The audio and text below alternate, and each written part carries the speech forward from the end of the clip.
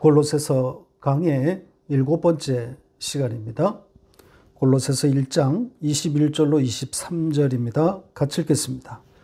전에 악한 행실로 멀리 떠나 마음으로 원수가 되었던 너희를 이제는 그의 육체의 죽음으로 말미암아 화목하게 하사 너희를 거룩하고 흠없고 책망할 것이 없는 자로 그 앞에 세우고자 하셨으니 만일 너희가 믿음에 거하고 터 위에 굳게 서서 너희들은 바 복음의 소망에서 흔들리지 아니하면 그리하리라. 이 복음은 천하 만민에게 전파된 바요 나 바울은 이 복음의 일꾼이 되었노라. 아멘. 우리는 지난 여러 시간에 거쳐서 예수 그리스도에 관해서 살펴보았습니다.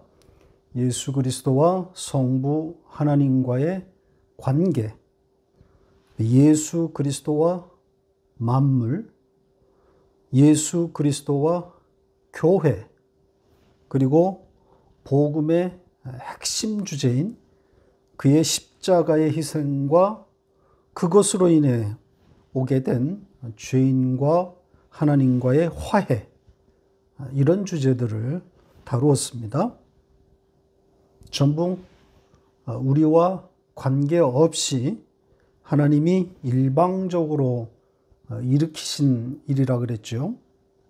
그러니까 인간이 존재하기도 전에 묵시 가운데서 하나님이 그 일을 완성하셨습니다.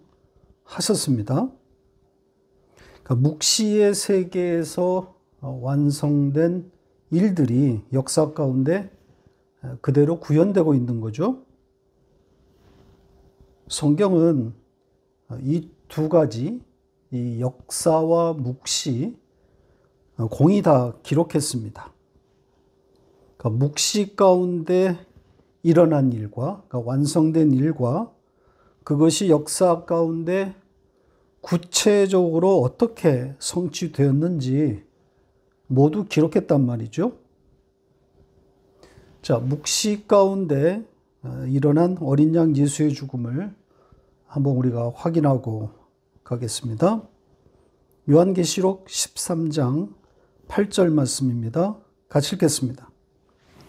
죽임을 당한 어린 양의 생명책에 창세 이후로 이름이 기록되지 못하고 이 땅에 사는 자들은 다 그 짐승에게 경배하리라.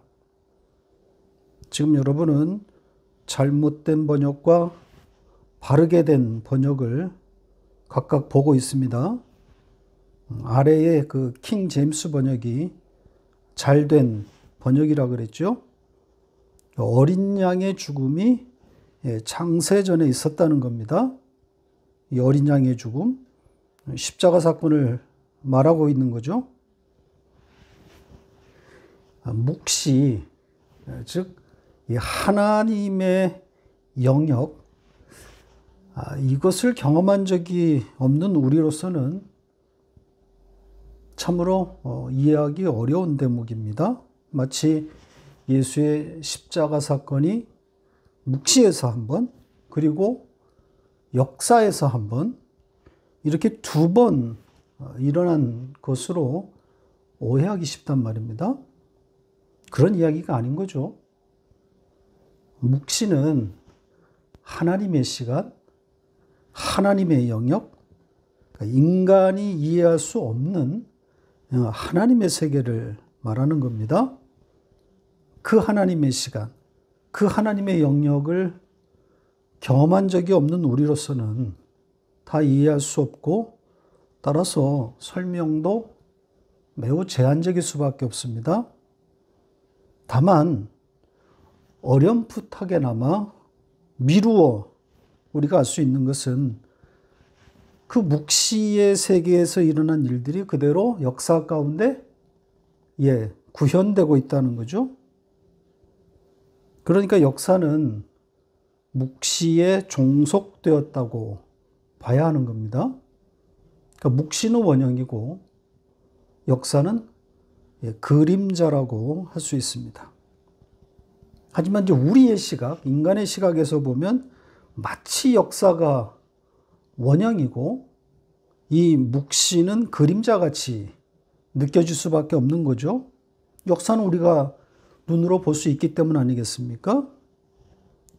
그러나 역사는 묵시에 철저히 종속되어 있는 겁니다. 그러니까 하나님의 설계와 하나님의 목적하신 바대로 역사는 정확히 흘러가고 있는 겁니다. 그러니까 하나님의 영이 부어져 신이 된 하나님의 백성, 성도는 이 보이지 않는 묵시의 세계를 보는 자들입니다. 아는 자들입니다. 어떻게요? 그 묵시를 기록한 성경을 가지고 있기 때문입니다. 물론 성경이 그 묵시의 세계에서 일어난 모든 일들을 기록한 것은 아니지만 적어도 성도가 알아야 할 중요한 것들은 적어 놓았단 말입니다. 성경이 창세전 이야기를 하고 있지 않습니까? 왜 적어 놓으셨겠어요? 알라는 거죠. 창세전에 어떤 일이 일어났는지 알려주고 있는 거란 말입니다. 조금 전에 살펴보았던 창세전 어린 양의 죽음, 또 창세전 예정, 또 그에 따른 선택, 이런 주제들이란 말입니다. 자, 이런 것들을, 이런 주제에 대해서 우리가 지식을 갖고 있어야, 알고 있어야 구원을 바르게 이해할 수 있습니다. 그러니까 내가 예수를 믿어 구원에 이른다, 이게 아니라 구원을 받은 자기에 예수를 믿는다, 이게 되는 거죠. 그러니까 선택받은 자가 아니면 예수를 믿을 수 없는 거란 말입니다. 이 묵시와 역사, 어려운 주제이기는 하지만 성경을 이해하는 데 중요한 요소입니다. 하나님의 존재 방식, 하나님의 영역에 관한 주제란 말이죠. 그러니까 성경이 기록한 것 그 이상을 추적하는 것은 위험천만한 일이지만 성경이 기록하고 있는 것은 알아야 할 내용이란 말입니다. 이런 묵시에 대한 이해가 있으면 지난주에 다루었던 그런 그 하나님의 일방적인 구원의 행위들, 즉 하나님의 그 자작극, 이걸 훨씬 이해하기 쉽게 되는 거란 말이죠. 그러니까 인간의 이성과 상식에다 하나님을 가두면 안 되는 겁니다. 이 묵시에 하나님이 무엇이나 어떤 것이나 무엇이든지 가능한 분이시고, 따라서 그분이 하신 일에 대한 거부감, 자, 이런 것들이 묵시를 이해하게 되면 사라질 수 있는 겁니다. 물론 이것도 성령의 설득이 배후에 있어야 하는 거겠죠. 계시가 아니면 받아들일 수 없는 겁니다. 이렇게 이성과 상식은, 또 이 세상은 도무지 이해할 수도 없고 따라서 받아들일 수 없는 그런 이야기들을 우리가 지금 보고 있는 겁니다. 창세전 하나님의 예정에 따라서 선택된 그들만 알아듣는 이야기입니다. 바로 그 일이 여러분들에게 일어난 겁니다. 창세전 언약에 따라 예정을 입은 여러분들입니다. 그러니 놀랍고 그저 감사할 따름인 거죠. 자, 오늘 본문 이야기가 바로 그런 내용입니다. 오늘 이야기를 시작해 보겠습니다. 너희들, 이렇게 문장이 시작되고 있습니다. 21절의 첫 단어가 바로 너희입니다. 너희는 누구냐? 너희에게 어떤 일이 일어났느냐? 아들이신 예수 그리스도로 인해서 복음으로 인해서 너희에게 일어난 일이 무엇이냐? 그 이야기를 바울이 하고 있는 겁니다. 그러니까 우리의 이야기가 되는 거죠. 나를 대입할 수 있는 내용이란 말입니다. 그러니까 내 이야기로 들리면 그 사람이 바로 복 있는 자 아니겠습니까? 자, 받은 복을 확인하는 그런 시간이 되시기를 바랍니다. 자, 21절은 복음이 우리에게 들어오기 전 그 우리의 상태를 말하고 있습니다. 어떻게 표현되어 있습니까? 전에 악한 행실로 멀리 떠나 마음으로 원수가 된 너희, 이렇게 되어 있습니다.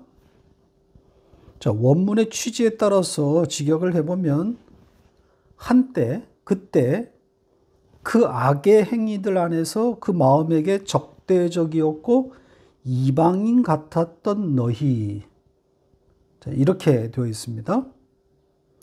그리고 여기에 그 악한 행실, 이것은 우리의 행위를 말하는 것이 아니라 악의 영들의 행위를 말하고 있는 겁니다.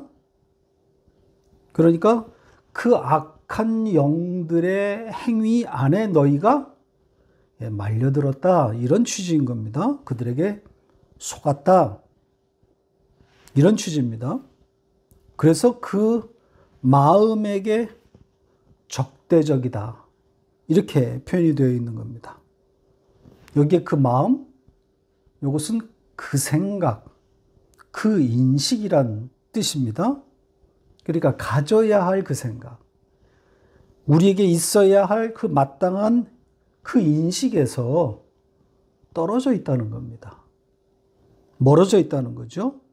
그래서 그 다음 표현이 이방인이 되었다, 이렇게 표현되어 있는 겁니다. 이것은 선악과를 따먹은 그 인간, 아담의 처지, 그 상태를 그대로 반영하고 있는 거죠. 그러니까 악한 영의 행위에 말려서 선악과를 따먹고 있어야 할 그 자리에서 쫓겨나서 에덴 동산의 주인이었던 자가 타인, 이방인이 된 것 아닙니까? 따라서 이것은 영적인 죽음, 사망의 상태를 말하고 있는 겁니다. 죄로 죽은 바로 우리의 육적 현실인 거죠. 죄와 불순종에 꽁꽁 묶인 우리의 육적 현실을 그대로 반영하고 있는 겁니다. 자, 바울은 에베소서 2장에서 이 육적 현실에 대해서 보다 상세하게 기록했습니다. 그곳으로 가보겠습니다. 에베소서 2장 1절로 3절 같이 읽겠습니다. 그는 허물과 죄로 죽었던 너희를 살리셨도다. 그때 너희는 그 가운데서 행하여 이 세상 풍조를 따르고 공중의 권세 잡은 자를 따랐으니 곧 지금 불순종의 아들들 가운데서 역사하는 영이라. 전에는 우리도 다 그 가운데서 우리 육체의 욕심을 따라 지내며 육체와 마음에 원하는 것을 하여 다른 이들과 같이 본질상 진노의 자녀이었더니, 보시는 것처럼 요 그때의 요 단어는 오늘 본문과 같은 단어입니다. 자, 그때는 바로 그 육적 현실의 그때를 말하는 거겠죠. 내용을 잘 보시면 오늘 본문 21절을 마치 그대로 해석해 놓은 것 같지 않습니까? 마귀에게서가 매일 죽는 우리의 육적 현실을 말하고 있습니다. 자, 그렇게 죽은 우리를 하나님이 어떻게 하셨다는 겁니까? 그게 바로 22절의 내용입니다. 자, 22절의 첫 단어가 지금, 이제, 이런 뜻을 가진 부사로 시작되고 있습니다. 그러니까 분명한 대조를 말하고 있는 거죠. 그리고 이어진 단어가 화해시키다. 그러니까 그리스도 예수의 행위인 거죠. 그가 너희를 화해시켰다, 이렇게 적었습니다. 하나님과의 화해를 말하는 겁니다. 그리고 그 화해의 방식에 대해서는 자기 육체 안에서 죽음으로 말미암아 이렇게 적었습니다. 원문대로 하면 자기 육체의 몸 안에서, 육체의 육체 안에서 그 죽음으로 말미암아 이렇게 되어 있습니다. 그러니까 육체의 육체, 육체의 몸 같은 뜻을 가진 두 단어를 함께 썼습니다. 이 단어들의 그 용례, 쓰여진 용례들을 추적해 보면 의미 있는 결과가 나올 수도 있는데 학자들마다 의견이 다르기 때문에 여기서는 소개하지 않겠습니다. 다만 육체의 죽음, 예수의 육체의 죽음을 강조하기 위한 강조법이다. 이렇게 정리하고 넘어가겠습니다. 십자가의 죽음을 강조하고 있다. 그런 거죠. 이렇게 십자가를 통해서 하나님과의 화해의 길을 열어주신 겁니다. 다른 화해의 방법은 없습니다.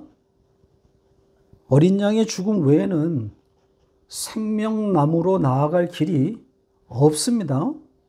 하나님이 정하신 규칙이란 말입니다. 다른 구원의 길은 없습니다. 자, 이어진 내용으로 넘어가겠습니다. 자, 그렇게 화해시킨 예수 그리스도가 하나님과 그렇게 화해시키신 이유, 목적, 혹은 그 결과에 대한 이야기입니다. 우리 성경은 목적으로 번역했죠. 거룩하고 흠이 없고 책망할 것이 없는 자로 세우기 위함이다. 이렇게 번역했습니다. 문맥으로 볼 때 저는 결과로 보는 것이 더 낫다고 생각합니다. 그러니까 예수 그리스도께서 자신의 죽음으로 십자가로 하나님과 화해를 시켰으므로 너희는 거룩하게 되었고 또 흠없고 책망할 것이 없는 자로 세워졌다. 이런 거죠. 화해의 결과입니다. 자, 그런데 여기에 표현들이 심상치가 않습니다. 거룩하다, 흠이 없다, 책망할 것이 없다. 굉장한 단어들 아닙니까? 본질적으로 이 단어들은 전부 희생제물이신 어린 양 예수에게 붙여질 단어들이란 말입니다. 그러니까 인간으로 오셨지만 죄 없으신 그분의 상태를 표현한 말들 아니겠습니까? 그런데 그 어마어마한 단어들이 우리에게 붙어졌어요. 어떤 의미겠습니까? 하나님과 화해가 되었으니까 거룩하게 살아라. 흠이 없어야 한다. 책망할 것이 없는 삶을 살아야 한다. 이런 뜻이겠습니까? 아닙니다. 어떤 행위를 요구하고 있는 것이 아닙니다. 이 단어들이 동사가 아니란 말입니다. 전부 상태를 나타내는 형용사들입니다.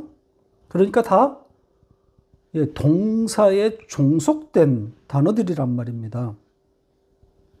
따라서 이 문장에 쓰인 동사를 봐야 하는 거죠. 그가 너희를 거룩하고 흠없고 책망할 것이 없는 자로 어떻게 했다? 세웠다.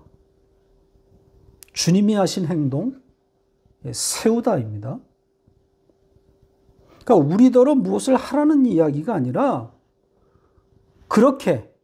그런 상태로 세움을 당했다는 겁니다. 예수 그리스도께서 하신 일이란 말이죠. 그분의 희생으로 말미암아 이렇게 세워졌다. 결과를 말하는 겁니다. 십자가가 우리에게 가져다 준 선물이란 말입니다. 따라서 이 표현들이 담고 있는 그 뜻이 뭐겠습니까? 의미가 뭐겠습니까? 성도의 영적 현실을 말하고 있는 거죠. 거룩 그 자체이시고 흠없고 책망할 것이 없는 예수 그리스도와의 그 연합의 상태, 바로 그 성도의 영적 현실을 담아놓은 겁니다. 자, 이제 마지막 23절로 가보겠습니다. 자, 23절은 문법적으로 가정법 문장입니다. 이 헬라의 가정법 문장은 많은 경우에 앞, 뒤에 연결되어 있는 내용을 강조하기 위해서 사용됩니다. 지금 이 문장도 그렇게 읽어야 합니다. 자, 그렇게 읽어야 할 결정적인 단서는 주절이 없다는 겁니다. 가정법 문장이 성립이 되려면 이 가정문에 따른 주절이 있어야 되는 것 아니겠습니까? 예를 들어서 만약 당신이 나에게 헤어지자고 말한다면 나는 죽어버릴 것이다. 자, 이렇게 조건문에 따르는 주절이 있어야 가정법이 완성되는 거 아니겠습니까? 그런데 오늘 이 본문 23절 문장에는 주절이 없어요. 그래서 그냥 조건문만 달랑 나와 있단 말입니다. 이런 경우에는 감탄문 혹은 강조를 위한 그런 문법으로 우리는 해석합니다. 그래서 만약 이렇고 이렇게 한다면 이렇게 될 것이다, 이런 문장 구조가 아니고 이렇고 이렇게 된다면 하고 끝났으면 감탄문 혹은 강조의 용법입니다. 자, 이럴 때는 앞뒤에 연결된 문장을 돋보이게 하는, 강조하는 취지를 담고 있는 겁니다. 따라서 앞의 문장에 예수 그리스도의 십자가로 말미암아 하나님과의 화해가 일어나서 거룩하고 흠이 없고 또 책망할 것이 없는 자로 세움을 당한 바로 그 의미, 그것을 다시 강조하고 있는 겁니다. 그러니까 거룩하고 흠없고 책망할 것이 없는 자로 세움이 된 그들에게서 나오게 되는, 혹은 그들에게서 나오게 될 모습, 상태, 이거를 담고 있는 내용입니다. 자, 그러면 내용으로 좀 들어가 볼까요? 내용을 보면 좀 더 이해가 될 수 있을 겁니다. 자, 우리 성경은 이 가정법 문장에 두 가지 조건이 있는 것으로 번역을 했습니다. 첫째가 믿음에 거하면, 둘째는 터 위에 굳게 서서 복음의 소망에서 흔들리지 아니하면, 이렇게 번역했습니다. 그리고는 마치 주절이 있는 것처럼 거기 첨가했죠. 그렇게 믿음에 거하고 복음의 소망에서 흔들리지 않으면 그리하리라. 이게 뭐 무슨 뜻인지 잘 모르겠는데 그렇게 될 것이다, 이런 의미로 첨가한 것 같은데 원문에는 없는 내용입니다. 지금 이 주절이 아예 없는 문장이란 말입니다. 그리고 이 문장의 조건이 두 가지가 아니라 하나입니다. 믿음에 거하면, 소망에서 흔들리지 아니하면, 이렇게 이 두 가지가 아니라 그냥 믿음에 거하면, 이거 하나입니다. 너희가 그 믿음 안에 머물러 있으면, 그리고 나머지는 다 이 믿음에 거하면 여기에 종속된 내용들입니다. 분사 구문의 형태로 종속되어 있습니다. 세 가지 내용이 붙어 있는 거죠. 정리하면 이렇습니다. 보시죠. 요 세 가지 내용이 다 그 믿음 안에 머물다, 요 문장을 수식하고 있는 겁니다. 그러니까 믿음 안에 머물러 있음을 설명하고 있는 거죠. 믿음 안에 머물러 있음의 의미란 말입니다. 자, 요 세 단어, 요 세 상태에 대해서 조금 더 들여다보겠습니다. 첫 번째 단어인 기초를 두다. 요 단어 성경에 5번 등장했습니다. 그 중에 한 곳으로 가보겠습니다. 에베소서 3장 17절 같이 읽겠습니다.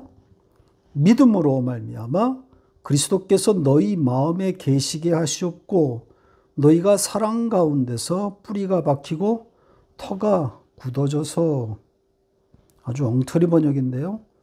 자, 직역한 문장을 한번 비교해 보시기 바랍니다.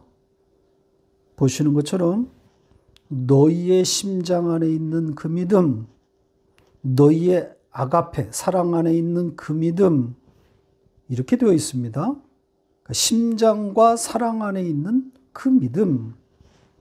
자, 우리 번역을 뒤바꿔 놓은 겁니다. 자, 아무튼 여기에 이 기초를 두다. 여기에 이 기초. 무엇을 말하는 거겠습니까? 예, 그 아들의 믿음, 그분의 믿음인 거죠. 그래야 우리의 믿음이 아니라 하나님의 믿음이 돼야 흔들리지 않는 기초가 되는 거란 말입니다. 우리의 믿음 아닙니다. 두 번째 단어는 앉다에서 왔습니다. 잘 앉아있는 상태를 말하는 겁니다. 이 단어도 성경에 딱 3번 등장합니다. 그 중에 한 곳으로 가보겠습니다. 고린도전서 15장 57절 58절 같이 읽겠습니다. 우리 주 예수 그리스도로 말미암아 우리에게 승리를 주신 하나님께 감사하노니 그러므로 내 사랑하는 형제들아 견실하며 흔들리지 말고 항상 주의 일에 더욱 힘쓰는 자들이 되라. 이는 너희 수고가 주 안에서 헛되지 않은 줄 알미라. 자, 여기서는 견실하다 이렇게 번역했습니다. 바로 이 단어가 흔들리지 않다. 그 뒤에 있는 흔들리지 않다. 요것과 맥을 함께하는 단어입니다. 그래서 요것은 조금 전에 말씀드린 대로 잘 앉은 상태, 잘 자리 잡은 상태 이런 의미입니다. 자, 그러니까 믿음에 거한다는 것은 그분 곁에 잘 앉아있는 상태, 그분에게 꽉 붙어있는 상태 이런 의미가 되는 겁니다.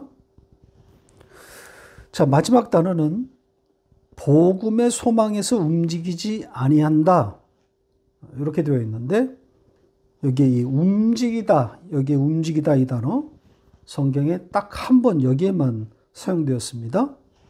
이 단어를 보면 함께라는 뜻을 가진 메타와 그 다음에 움직이다라는 뜻을 가진 키네오 이 동사가 합성된 단어입니다. 그래서 한치도 움직이지 않는 상태. 이제 부정어가 앞에 붙어 있기 때문에 조금도 움직이지 않는 상태. 이것을 담은 거죠. 그러니까 믿음에 거한다고 하는 것은 복음의 소망으로부터 움직이지 않는다. 한치도 물러서지 않는다. 이런 의미가 되는 거죠. 그 소망을 꼭 붙잡고 있는 그런 모습입니다. 자, 이렇게 화해로 말미암아 세움을 입은 자들은 그리스도의 그 믿음 안에 머물게 되는 겁니다. 이제 다음 내용으로 가볼까요? 자, 그 다음 내용은 복음에 관한 내용인데요. 복음을 설명하는 그런 이야기가 아니라 복음과 이들의 관계, 복음과 이 골로새 교회의 성도들의 관계를 담고 있는 내용입니다. 너희가 들은 이 복음, 너희가 들은 그 복음 이렇게 되어 있습니다. 그러면서 천하 만민에게 전파되어진 것 이렇게 첨언했습니다. 원문대로 하면 그 하늘 아래 그 모든 창조물, 피조물에게 선포되어진 것 이렇습니다. 그러니까 내용상 너희가 들은 것 이것과 같은 내용인 거죠. 그 하늘 아래 그 모든 창조물 그들에게 전파되어진 것. 그러니까 하늘들 아래 모든 피조물 누구겠습니까? 세상입니까? 아니죠. 하나님의 택한 자들인 거죠. 복음은 그들에게만 선포되는 겁니다. 아무나 들을 수 있는 것이 아니란 말이죠. 들을 수 있는 귀가 있는 자들만, 그러니까 계시로만 들을 수 있는 겁니다. 창세전 언약에 따라서 예정을 입은 자들만 들을 수 있는 겁니다. 그런 면에서 이 천하만민, 이 단어 선택은 좋은 선택이 아닙니다. 성경의 문맥을 잘 반영하지 못하고 있는 거죠. 자, 어떤 자가 복음에 반응하는지 요한복음 1장을 보겠습니다. 요한복음 1장 9절로 13절 같이 읽겠습니다. 참빛 곧 세상에 와서 각 사람에게 비추는 빛이 있었나니 그가 세상에 계셨으며 세상은 그로 말미암아 지은 바 되었으되 세상이 그를 알지 못하였고 자기 땅에 오매 자기 백성이 영접하지 아니하였으나 영접하는 자 곧 그 이름을 믿는 자들에게는 하나님의 자녀가 되는 권세를 주셨으니 이는 혈통으로나 육정으로나 사람의 뜻으로 나지 아니하고 오직 하나님께로부터 난 자들이니라. 참 빛이신 예수 그리스도를 영접하는 자가 따로 있다는 것 아닙니까? 예, 하나님께로부터 난 자들만 그 빛을 환영한다 그러잖아요. 그러니까 창세전 언약에 있는 그들만 그 빛을 환영한다는 겁니다. 영접한다는 것. 자, 마지막 내용으로 갑니다. 자, 이번에는 그 복음과 관련해서 사도 바울이 자신을 언급하고 있습니다. 자신과 연결시켜 놓았습니다. 뭐라고 되어 있습니까? 그 복음과 관련해서 나 바울은 일꾼이 되었다. 이렇게 표현했습니다. 그러니까 복음의 일꾼, 복음을 위한 일꾼, 이런 의미가 되는 거겠죠? 여기 일꾼으로 번역된 단어가 흥미롭습니다. 디아코노스라는 단어인데요. 교회의 이 집사, 우리 직분자 중에 이 집사가 바로 이 단어를 번역한 겁니다. 이 단어는 디아와 코니스의 합성어인데요. 이 디아는 주변, 저쪽, 대각선 이런 의미고 이 코니스는 먼지라는 뜻입니다. 그래서 어떤 학자는 먼지를 털어주는 사람, 그러니까 잔심부름을 하는 사람, 자, 이런 의미였을 거라고 그렇게 주장을 합니다. 사전에는 하인 혹은 관리인 이렇게 사용되었다고 나옵니다. 그러니까 주인이나 상전을 섬기거나 혹은 그를 대신해서 어떤 일을 맡아보는 역할을 하는 사람, 이런 사람이었다는 거겠죠. 자, 복음의 일꾼, 복음의 이 디아코노스, 복음의 일꾼이 되었다는 의미는 무엇일까요?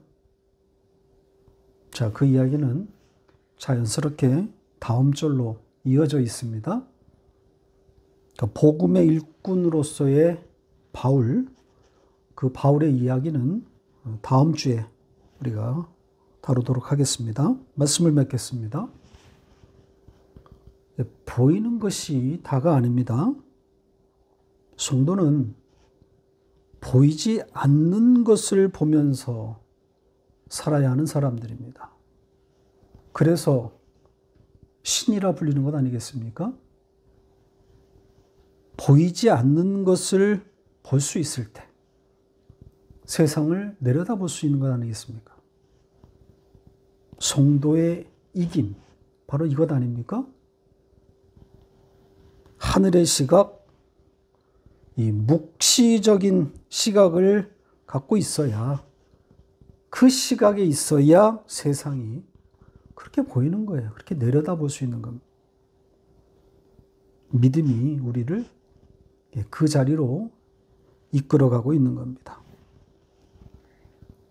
신으로, 신답게 좀 폼나게 살아보자고요. 교회, 에클레시아는 세상에서 나와 하늘로 옮겨진 바로 하늘의 사람들입니다.